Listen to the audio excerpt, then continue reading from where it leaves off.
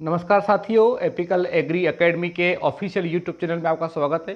साथियों, आज हम जनरल एग्रीकल्चर का जो रैपिड रिवीजन कर रहे हैं उसका ये सेकंड वाला लेक्चर है हमारा, जिसमें हम लोग अगले 50 क्वेश्चन की जो है वो बात करने वाले हैं। और यहाँ पर 51 से लेकर 100 क्वेश्चन का जो सेट है वो हम लोगों ने आज यहाँ पर तैयार किया है। और मुझे उम्मीद है कि फर्स्ट वाला जो लेक्चर जो आपको पसंद आया है उसके आधार पर ये मैंने तैयार किया है और ये भी आपको पसंद आएगा। आइए साथियों, हम बात करेंगे आज के हमारे 50 क्वेश्चन के बारे में। साथियों, आज का हमारा पहला क्वेश्चन है कि सर्वाधिक विटामिन सी किस में पाया जाता है। यह highest vitamin C containing fruit, और यहाँ पर फल में दे रखा है बारबाडोस चेरी। तो सबसे अधिक विटामिन सी बारबाडोस चेरी में होता है। उसके बाद अगर हम बात करें तो आंवले, अमरूद और नींबू वर्गीय फल के अंदर भी विटामिन सी पाया जाता है। तो सबसे अधिक विटामिन सी हाईएस्ट हम बात करेंगे तो बारबाडोस चेरी आएगा। अगला क्वेश्चन है, गेहूं की बुआई के लिए अनुकूलतम गहराई कितनी होना चाहिए, या optimum depth for the sowing of the wheat. और साथियों, गेहूं की बुआई की जो गहराई है वो कोलियोप्टाइल की लंबाई के ऊपर निर्भर करती है, यानी कि the depth of the sowing of the wheat is depend on the length of the coleoptile. और जो बोनी किस्में हैं, ड्वार्फ वैरायटियां हैं, उनकी बुआई की जो गहराई है वो लगभग 5 सेंटीमीटर रखी जाती है। ये आपको ध्यान रखना है दोस्तों। फिर हम बात करेंगे लवण सहनशील फसल या साल्ट टोलरेंट क्रॉप, और इसका एग्जांपल यहाँ पर बार्ले यानी कि जो, और जो के अलावा यहाँ पर चुकंदर या शुगर बीट जो है वो भी इसका आंसर हो सकता है। तो जो और चुकंदर को हम लवण सहनशील फसल कहते हैं। फिर हम बात करेंगे अगले क्वेश्चन के बारे में, बाजरा के लिए उचित बीज दर कितना होता है, या optimum seed rate for the pearl millet. तो साथियों, बाजरा जो है उसकी बीज दर 4 से 5 किलोग्राम प्रति हेक्टेयर रखी जाती है। और अगला क्वेश्चन है कि नीली हरी काई का उपयोग कौन सी फसल में होता है। यहाँ पर नीली हरी काई को ब्लू ग्रीन एल्गी, नीली हरी शैवाल या फिर साइनोबैक्टीरिया भी हम कहते हैं। और नीली हरी शैवाल, साइनोबैक्टीरिया का इस्तेमाल धान के खेत में, पेडी की फील्ड में एज ए बायो फर्टिलाइजर या जैव उर्वरक के रूप में किया जाता है। और साथियों, आपको यहाँ पर ध्यान रखना है कि नीली हरी शैवाल जो है ये एजोला के साथ में सहजीवी जीवन जो है वो व्यापन करता है। तो यहाँ पर एक सिम्बायोटिक एसोसिएशन होता है एल्गी यानी कि ब्लू ग्रीन एल्गी और एजोला के बीच में। और एजोला की पत्तियों के अंदर जो केविटी होती है, जो गुहिकाएं होती है, उस एजोला के अंदर नीली हरी शैवाल जो है यह बैठी होती है और इसका इस्तेमाल धान के खेत में होता है। साथियों, इस प्रकार से ये हमारे पहले 5 क्वेश्चन थे। अब हम बात करेंगे क्वेश्चन नंबर 56 यानी कि 56वें क्वेश्चन के बारे में। साथियों, अगला क्वेश्चन है, गन्ने का अधिकतम क्षेत्रफल कौन से प्रदेश में है, या highest area of the sugar cane in which state. और यहाँ पर यूपी यानी कि उत्तर प्रदेश के अंदर गन्ने का क्षेत्रफल सबसे ज़्यादा है। गन्ने का उत्पादन भी उत्तर प्रदेश में सबसे ज़्यादा होता है। और साथियों, आपको यहाँ पर ध्यान रखना है कि अगर गन्ने की उत्पादकता की बात करते या प्रोडक्टिविटी की बात करते तो हमारा आंसर तमिलनाडु आता। तो आपको ध्यान रखना है, गन्ने के उत्पादन में उत्तर प्रदेश आगे है, लेकिन गन्ने की उत्पादकता की हम बात करें, प्रोडक्टिविटी की हम बात करेंगे तो तमिलनाडु जो है वो प्रथम स्थान पर आएगा।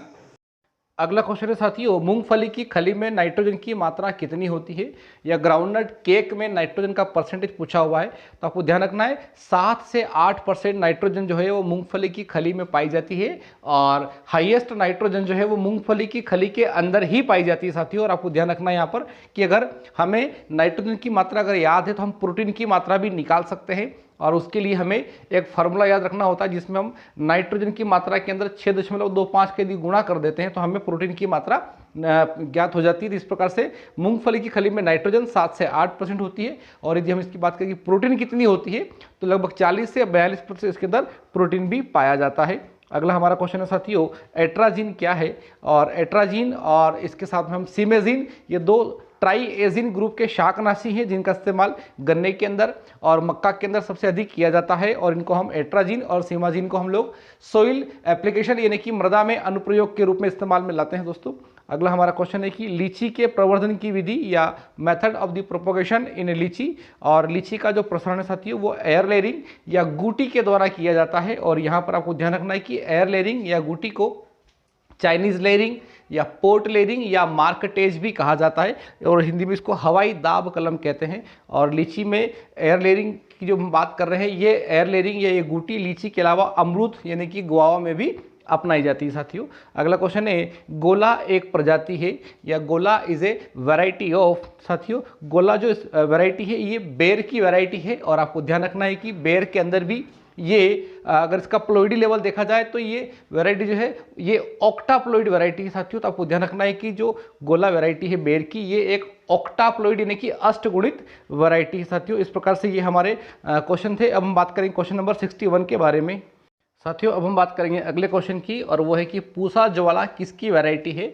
और पूसा ज्वाला जो कि मिर्ची या चिली की वैरायटी है साथियों। और आपको ध्यान रखना है कि ये पूसा ज्वाला जो है वो हॉट पेपर या मसाले वाली जो मिर्ची होती है उसकी स्पीसीज होती है। और यहाँ पर पूसा जो शब्द है, पूसा का शब्द नई दिल्ली से है, और IARI जो है ये पूसा के लिए जाना जाता है। अगला हमारा क्वेश्चन है प्याज का वानस्पतिक नाम या botanical name of the onion.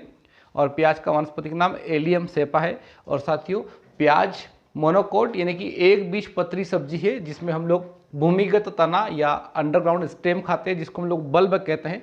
तो प्याज के बारे में आपको ध्यान रखना है कि प्याज बल्ब का उदाहरण है। अगला क्वेश्चन है बैंगन का उत्पत्ति स्थान या centre of the origin of the brinjal.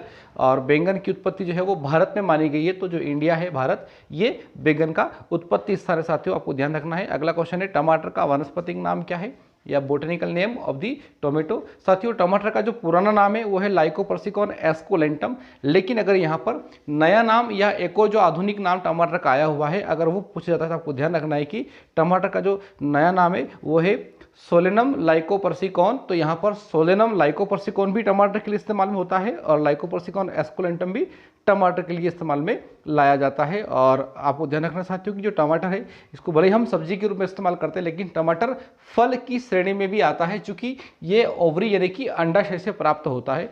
अगला क्वेश्चन है केंद्रीय आलू अनुसंधान संस्थान या सेंट्रल पोटैटो रिसर्च इंस्टीट्यूट। और साथियों आलू का अनुसंधान कुफरी शिमला के अंदर होता है। तो यहाँ हमारा आंसर शिमला है, और शिमला में भी कुफरी नामक स्थान पर आलू का अनुसंधान संस्थान है।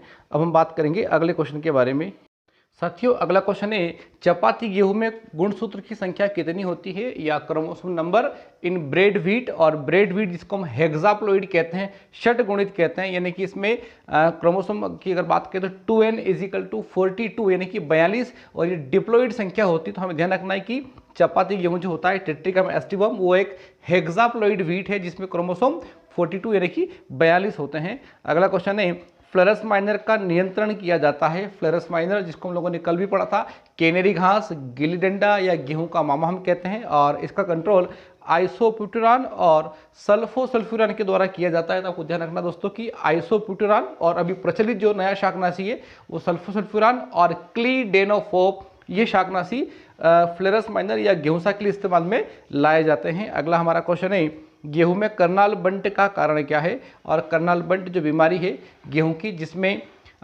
सड़ी मछली हुई जैसी बदबू आती है, और उस बदबू उस गंध का जो कारण है जो कर्नाल बंट की वजह से आती है, उसका कारण आपकी एग्जाम में पूछा हुआ है ट्राई मिथाइल अमीन की वजह से कर्नाल बंट में जो है वो फाउल स्मेल आती है, और ये बीमारी फंगस या फफूंद के द्वारा होती है। और कर्नाल बंट जो है वो एक सीड बोर्न यानी कि बीज जनित रोग होता है। अगला क्वेश्चन है पायराइट में क्या पाया जाता है। पायराइट जिसको झूठा सोना या मूर्खों का सोना भी कहते हैं, FeS2 इसका फॉर्मूला होता है दोस्तों।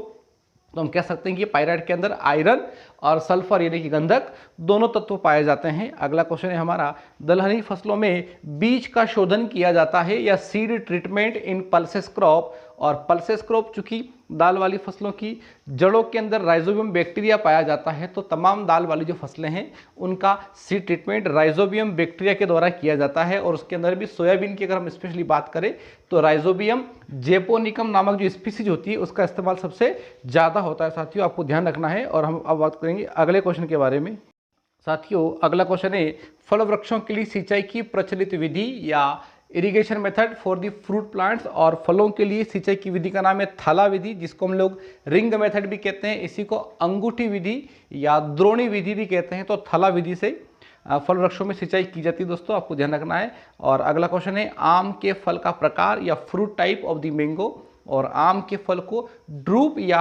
स्टोन फ्रूट भी कहा जाता है। और परीक्षा का बहुत ही महत्वपूर्ण क्वेश्चन है कि आम के फल को हम क्या कहते हैं, उसको ड्रूप या स्टोन फ्रूट कहा जाता है। और अगला क्वेश्चन है कि अंडाशय से बनने वाले फल को क्या कहते हैं या fruit developed from the ovary. और जो फ्रूट ओवरी या अंडाशय से विकसित होता है दोस्तों उसको हम सत्य फल या ट्रू फ्रूट कहते हैं। तो यहाँ पर हम कह सकते हैं कि अंडाशय से निकलने वाले फल को सत्य फल या वास्तविक या ट्रू फ्रूट हम कह सकते हैं। और जो फल अंडाशय से नहीं निकलते उनको हम लोग फॉल्स फ्रूट या झूठे फल कहते हैं। जैसे कि सेवफल की हम बात करें, एप्पल की बात करें, तो सेवफल जो है वो अंडाशय से विकसित नहीं होता है, इसलिए सेवफल को झूठा फल कहा जाता है। और अगला क्वेश्चन है एस्कॉर्बिक एसिड का एक और नाम क्या है। अभी हमने पढ़ा था कि एस्कॉर्बिक एसिड जो होता है विटामिन सी जो कि बारबाडोस चेरी में पाया जाता है, उसका एक और नाम है। तो एस्कॉर्बिक एसिड को विटामिन सी भी कहा जाता है। अगला क्वेश्चन है साथियों, धान के खेत में पाया जाने वाला खरपतवार या weed found in the paddy field. और धान के खेत में मुख्यतः दो जो प्रचलित खरपतवार है, जिसमें से एक का नाम दिखा है एकाइनोक्लोवा क्रसगेली, ये सांवा का नाम है। और एकाइनोक्लोवा क्रसगेली सांवा के अलावा हम बात करें तो जलकुंभी या वाटर हाइसेंथ भी धान का खरपतवार है। और जहां पर जलकुंभी जो है उसका वानस्पतिक नाम है एकोर्निया क्रेसिपस। तो साथियों आपको ध्यान रखना है कि एकाइनोक्लोवा क्रसगेली सांवा के लिए इस्तेमाल में लाया जाता है और एकोर्निया क्रेसिपस जो है वो जलकुंभी के लिए इस्तेमाल में लाया जाता है। और ये दोनों ही जो खरपतवार है सांवा और जलकुंभी, ये धान के खेत में पाए जाने वाले खरपतवार है। और जिसके अंदर से अगर क्वेश्चन में ऐसा है कि धान का वो कौन सा खरपतवार है जिसको हम लोगों ने एज ए ऑर्नामेंटल प्लांट या शोभायमान पौधे के रूप में भारत में लाया गया था, तो आपको ध्यान रखना है दोस्तों कि धान के खेत का जो जलकुंभी नामक खरपतवार है, जिसको हम लोग वाटर हाइसिंथ भी कहते हैं, ये एक सजावटी पौधे के रूप में, ऑर्नामेंटल प्लांट के रूप में हमारे देश में लाया गया था। और अब ये धान की फसल के लिए खरपतवार बन चुका है। और अगर देखा जाए कि जो जलकुंभी होता है इसका सदुपयोग क्या हो सकता है, तो दोस्तों आपको ध्यान रखना है कि जलकुंभी जो है ये पानी को शुद्ध करने का काम भी करता है। तो ये एक वाटर प्यूरिफाई के नाम से भी जाना जाता है। साथियों अब हम बात करेंगे अगले क्वेश्चन के बारे में। साथियों अगला क्वेश्चन है, गेहूं की ताज की जड़ें निकलती है या गेहूं की जो ताज मूल जड़ें होती हैं जिनको क्राउन रूट भी हम लोग कहते हैं, तो क्राउन रूट इनको किरीट जड़ भी कहा जाता है, ये बुवाई के 21 दिन बाद निकलती है। और साथियों इसी स्टेज को CRI स्टेज भी कहा जाता है, जो कि गेहूं की सिंचाई के लिए सबसे प्रमुख क्रांतिक अवस्था होती है। The most critical stage for the irrigation in wheat is CRI। तो यहाँ पर CRI जो है वो 21 दिन बाद आने वाली अवस्था होती है और उन्हीं जड़ों को हम लोग ताजमूल जड़ या किरीट जड़ भी कहते हैं। अगला क्वेश्चन है, मिट्टी का सबसे बारीक कण या finest particle of the soil. और मिट्टी का सबसे बारीक जो कण होता है उसको हम लोग क्ले कहते हैं और क्ले को हिंदी में मृत्तिका कहा जाता है। और अगर मिट्टी के 3 कणों की हम बात करें तो सैंड, सिल्ट और क्ले। तो सैंड सबसे बड़ा कण होता है, सिल्ट उससे छोटा कण होता है और क्ले सबसे छोटा कण होता है। अगला क्वेश्चन है साथियों, कैल्शियम अमोनियम नाइट्रेट में नाइट्रोजन की मात्रा यानी कि nitrogen percentage in CAN can. और कैन जिसको किसान खाद या सोना खाद भी हम कहते हैं, और कैन के अंदर नाइट्रोजन की मात्रा 25% यानी कि 25% होती है। लेकिन साथियों को ध्यान रखना है कि केन में अगर नाइट्रेट नाइट्रोजन, चूंकि केन के अंदर नाइट्रोजन 2 रूप में पाई जाती है, अमोनिया के रूप में और नाइट्रेट के रूप में। तो यहाँ पर केन की जो टोटल नाइट्रोजन 25% है ये 2 प्रकार की है, जिसमें से 12.5% जो है वो अमोनिया के रूप में है और 12.5% जो है वो नाइट्रेट के रूप में है। तो अगर क्वेश्चन ऐसा आता है कि केन में टोटल नाइट्रोजन कितनी होती है, तो 25 यानी कि 25% होती है। लेकिन केन में अमोनियम नाइट्रोजन अगर पूछे तो 12.5% और नाइट्रेट नाइट्रोजन अगर पूछे तो वो भी 12.5% होती है। साथियों आपको ध्यान रखना है। अगला क्वेश्चन है, मूंगफली किस वर्ग की फसल है या ग्राउंडनट कौन सी कैटेगरी में आती है। तो ग्राउंडनट जो है वो एक ऑयल सीड यानी कि तिलहनी फसल है और ये लेग्यूमिनेसी परिवार या दलहन जो ग्रुप होता है उसमें पेपिलियोनियसी उपकुल के अंदर आती है। अगला क्वेश्चन है साथियों, गोभी वर्गीय का परिवार या the family of the cole crop. और जो कोल क्रॉप होती है जिसमें हम लोग फूल गोभी, पत्ता गोभी और गांठ गोभी, ब्रोकली की हम बात करते हैं, इनकी जो फैमिली है वो क्रूसीफेरी फैमिली होती है इनकी। और आपको ध्यान रखना साथियों की क्रूसीफेरी को ब्रेसिकेसी फैमिली भी कहा जाता है। तो इसके अंदर सरसों भी आता है और इसके अंदर रेडिश यानी कि मूली भी आता है। तो यहाँ पर कोल क्रॉप या जो गोभी वर्गीय सब्जियां हैं ये क्रूसीफेरी परिवार के अंतर्गत आती है। साथियों अब हम बात करेंगे अगले क्वेश्चन के बारे में।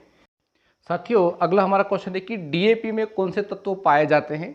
और DAP जिसका पूरा नाम डाई अमोनियम फास्फेट होता है, उसमें 2 तत्व होते हैं, नाइट्रोजन और फास्फोरस। और आपको ध्यान रखना है कि नाइट्रोजन की मात्रा यहाँ पर DAP में 18% होती है, जबकि फास्फोरस की मात्रा 46 यानी कि 46% होती है।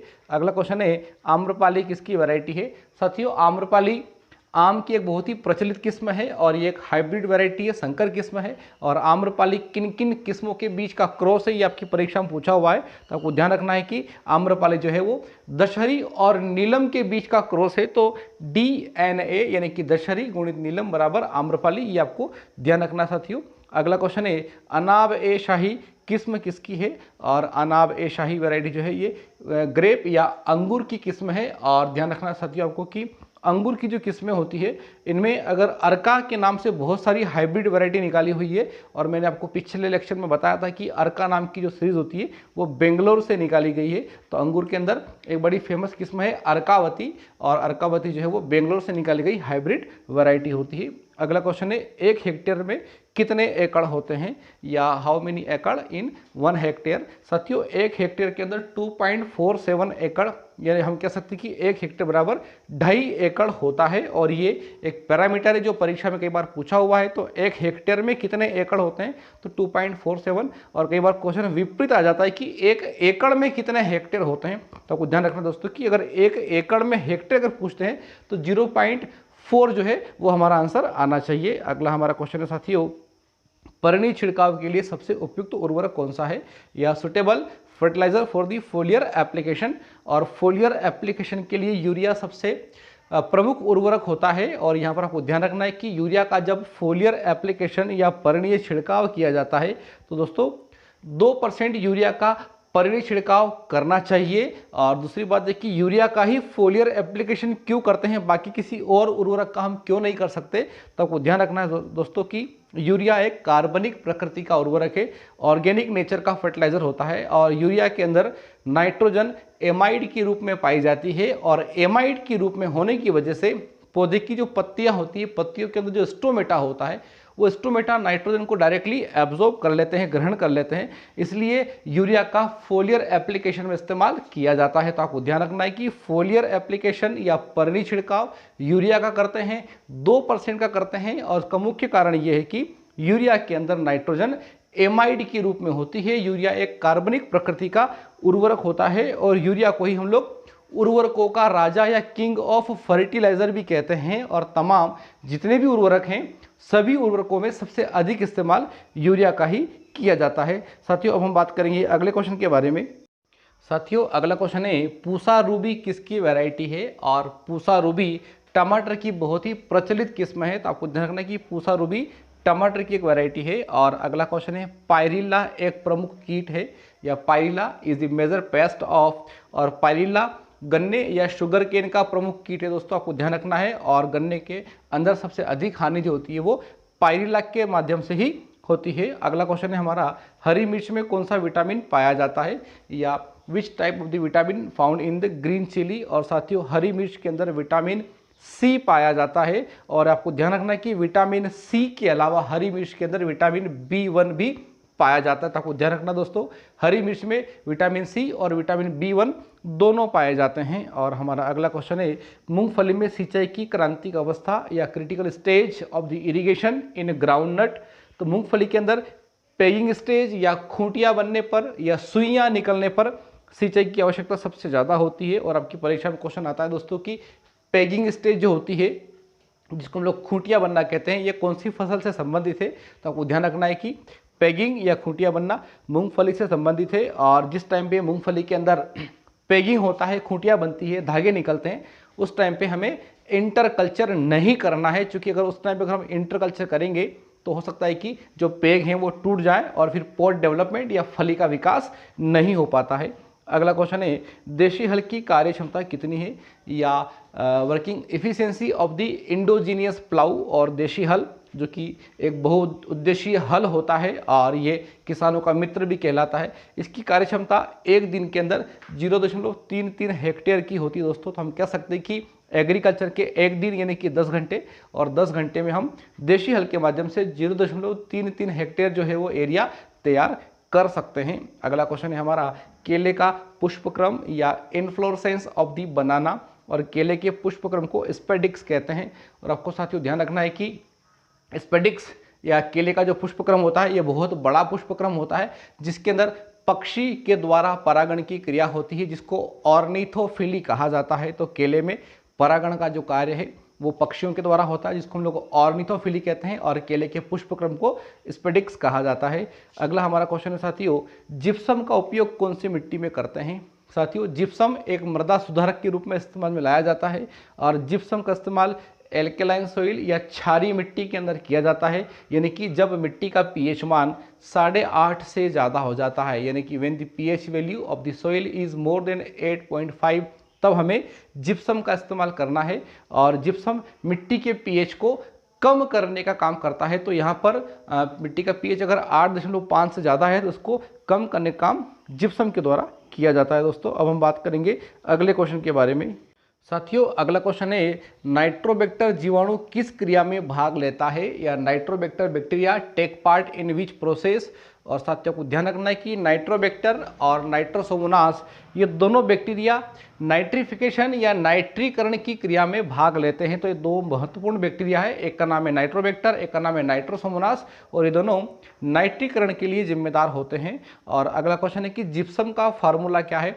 अभी हमने पढ़ा था साथियों जिप्सम जिसका इस्तेमाल क्षारीय मिट्टी के सुधार करने के लिए किया जाता है, और इसका फार्मूला होता है CaSO4 2 H2O।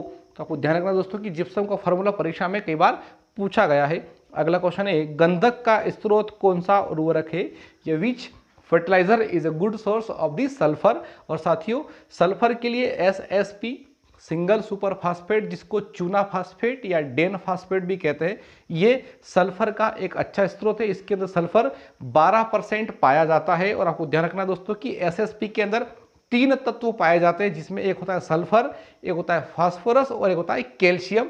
और SSP में सल्फर जैसे कि 12% होता है, वैसे ही फास्फोरस यहाँ पर 16 यानी कि 16% होता है, और कैल्शियम जो है यहाँ पर 19 यानी कि 19% होता है।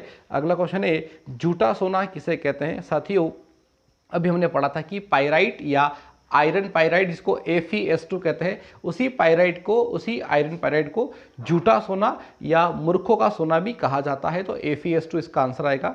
अगला क्वेश्चन है, सोडियम को कहाँ रखा जाता है। और सोडियम को साथियों को ध्यान रखना है कि ये ज्वलनशील यानी कि इनफ्लेमेबल होता है, और ये बहुत जल्दी आग पकड़ लेता है खुला रखने पर, इसलिए सोडियम को हमेशा मिट्टी के तेल या केरोसिन के अंदर रखा जाता है। अगला क्वेश्चन है, एपीकल्चर का संबंध कैसे है।